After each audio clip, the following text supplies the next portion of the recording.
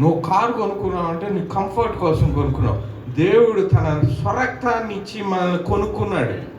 There is a purpose. మనం దాన్ని అంత లైట్గా తీసుకోవడానికి లేదు. అవర్ పర్పస్ ఈజ్ దేవుని కోసం బ్రతకాలి. There is no God on earth who is truly a living God. నిజంగా మీరు అది అనుభవిస్తే ఐఆమ్ అలైవ్ హియర్. నేను ఒక 3 సంవత్సరాల క్రితం అప్పుడు చనిపోయి ఉండాల్సింది, కానీ ఈరోజు every breath comes from the Lord. Next శ్వాస కానీ నెక్స్ట్ నీ గుండె కొట్టుకుంటుందంటే దేవుడు ఇస్తేనే కొట్టుకుంటుందండి. It is nothing. నేనేదో గొప్పని నేను బతికేస్తానని అనుకోకండి. Anything can happen to you. Many people are dying just like that for no reason.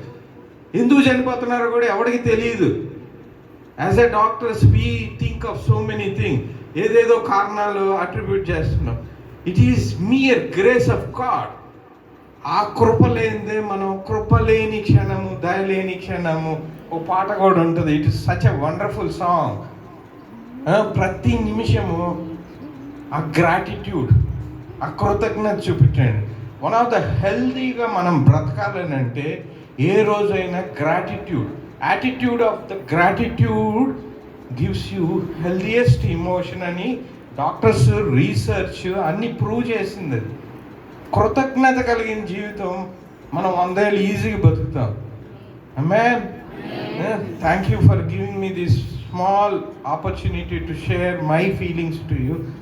మనందరం తలలు ఉంచుకుంటే దేవుని సన్నిధిలో ఒక్కసారి మోకరిల్లి మనము ప్రార్థన చేసుకుందాం.